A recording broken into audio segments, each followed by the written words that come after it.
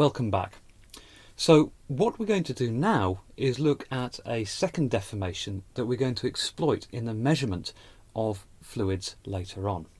So we've looked at pipe flow and we've seen how pipe flow is useful for rheologists because we can set a volumetric flow rate, we can measure pressure drop, and if we, in this case, have made an assumption about the nature of the fluid, i.e. it's Newtonian, we can calculate a viscosity relatively straightforwardly.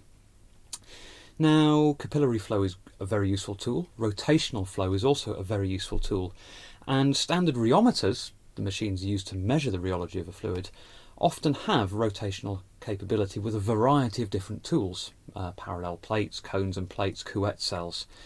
We're going to do an analysis for a Couette cell here. If you recall from other parts of your course, a Couette cell is when you have a solid cylinder which is placed concentrically in a larger hollow cylinder. So you have one cylinder placed within the other and a gap between the two. We rotate the inner cylinder, we keep the outer cylinder stationary, and we fill the gap between the two with the fluid that we wish to investigate. We set an angular velocity on the inner cylinder and we measure a torque. And by knowing the torque and the angular velocity, we can work out what the viscosity of the fluid is. Now, the derivation that we use to calculate this is a two-step derivation. It looks like the same step repeated twice, and it sort of is because the integral is the same, it's just the limits that change. And the reason why we do that is because there's an important intermediate result that's a very useful substitution to progress the calculation. We'll also look at maybe a surprising result, which is the nature of the velocity profile within a Couette, and we'll find that it is independent of viscosity for a Newtonian fluid. When we develop this analysis further for a shear thinning fluid, we'll find that actually, under those circumstances, the velocity field does depend on the nature of the rheology of the fluid. And in later lectures still, we will look how to abstract this workflow such that we can place a material of unknown rheology within a rotational rheometer and infer what the viscosity is. That's for lecture 4 though. So, what we'll do now is we'll remind ourselves of what a Couette looks like and what the force balance on a Couette looks like. So here on the whiteboard is a schematic diagram of a Couette cell. On the left hand side I've put a side view of the inner cylinder. The inner cylinder is rotating. It's rotating at an angular velocity omega, and we measure the torque, which I've marked on this diagram as gamma. The cylinder has a depth L and it has a radius R subscript I, radius of inner. Now that cylinder is placed within a hollow outer cylinder. So if we look at the plan view, the hollow outer cylinder is that dark ring, and we hold that outer cylinder stationary. The outer cylinder has a radius of R subscript O, R outer, and R outer is greater than R inner, so therefore there's a gap between the two, and there's fluid within that gap. Okay, so hopefully you've got a mental model of what a Couette cell looks like and how we're using it. We're rotating the inner cylinder, keeping the outer cylinder stationary. Let's now think about the force balance. So here's a blown up picture on the whiteboard of that inner cylinder. Remember that we're setting an angular velocity omega and we're measuring the torque that results from the fluid deformation, gamma. So let's have a think about this force balance. Torque. Now torque is defined as a force times a lever arm. Now the force in this case arises from the presence of a shear stress, tau r theta. Remember, face first, R is the face, so it's a shear stress on the radial face in the theta direction. So that's to say it's the shear stress on that outer face of the cylinder in the direction of its rotation. The area is 2 pi Ri times L. So the product of those two, the product of the yellow term tau r theta and the white term 2 pi Ri L, gives us our force. We need a torque, so we again multiply by a lever arm, which is simply the radius of that inner cylinder Ri, which is shown in red. So that leads us to an expression for our torque gamma minus tau r theta 2 pi Ri squared L. So remember, we're assuming that the fluid is Newtonian. We know this, or we assume this. This is an assumption that we will relax in later derivations. So we know that tau r theta is mu, our shear viscosity, times gamma dot r theta. If we think that tau r theta is just the r theta component of the stress tensor tau, and gamma dot r theta is just the r theta component of the rate of strain tensor gamma dot. Now remember, now we are in cylindrical polar coordinates. So if we look at what gamma dot r theta is, it's the sum of two terms. Remember that gamma dot tensor is itself the sum of two terms. It's grad v plus grad v transpose, because we want to maintain that symmetry. And so the r theta position has actually quite a complicated expression. This is why last lecture we did all our analyses in Cartesian coordinates. Now you could go and derive that from first principles, but remember, you are an engineer, so you are allowed to look things up, and this expression will be found in your departmental data book or any good book on transport, for example Bird, Stewart and Lightfoot. If we look at that expression for gamma dot r theta, we can simplify it straight away, because we're assuming that the only direction that we've got for a velocity is in the rotation direction, the theta direction. So we haven't got radial velocity, so any terms involving v subscript r, radial velocity, are 0. So that second term, 1 over r dvr by d theta, is 0. Very useful. So we can simplify one step further, because we know that our theta direction velocity, v theta, is actually simply r omega. Okay? So r omega over r simplifies further, so we can see that tau r theta, my shear stress on the r face in the theta direction, is a viscosity mu multiplied by gamma dot r theta, which is simply r d omega by dr. Now, final step, we'll substitute that shear stress into the torque expression. I've put on the whiteboard there a reminder of what the torque expression was. It's minus tau r theta 2 pi ri squared L. So gamma, my torque, is minus 2 pi mu r squared L d omega by dr. So that is the result of my force balance.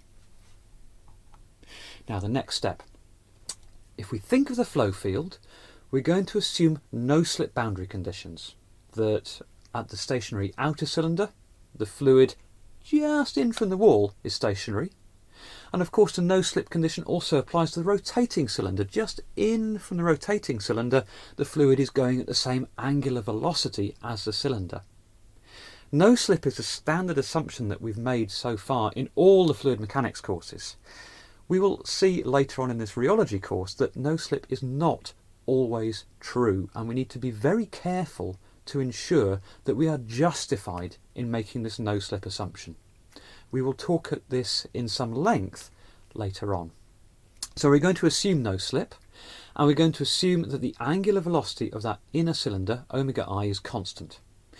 So we're going to rearrange that expression. I'm just reminding you on the whiteboard there in white what the torque expression was, and so we're going to integrate from 0 angular velocity to omega I. Remember, the inner cylinder is going at omega I, the outer is stationary. That's hence the position of those two limits.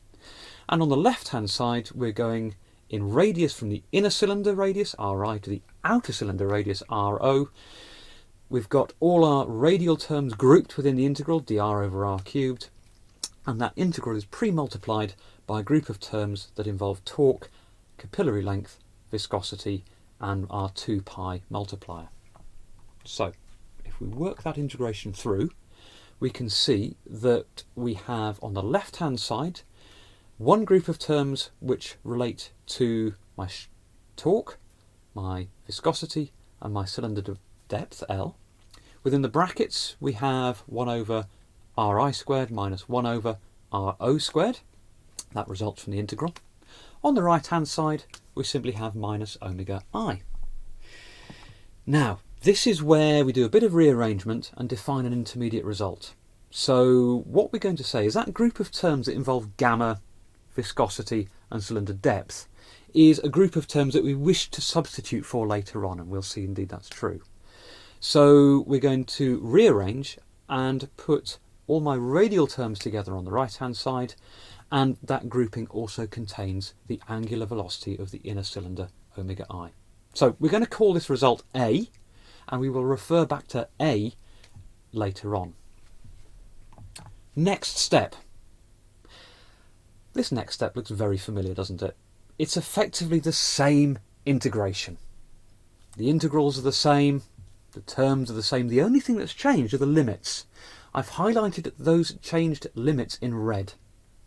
Previously, we went from the inner cylinder radius to the outer cylinder radius, which inferred the inner cylinder angular velocity to a stationary angular velocity for the outer cylinder. Now what we're doing is we're just rewriting those limits to go from the inner cylinder to an arbitrary point in the flow. And this will give us the ability to say what our profile of velocity shear rate looks like. So it's the same integral. And so I'm not going to put any intermediate results up. We're just going to go straight to the answer. We know what that is. We've got our group of terms involving gamma, L, and fluid viscosity, multiplied by that bracket which has my radial terms in, and on the right hand side we now have the difference of angular velocities. This is where this substitution of that intermediate result comes in. So the term I've highlighted in blue there, we're going to substitute using the result we got previously. So we're going to drop A in, and suddenly by doing that we eliminate viscosity.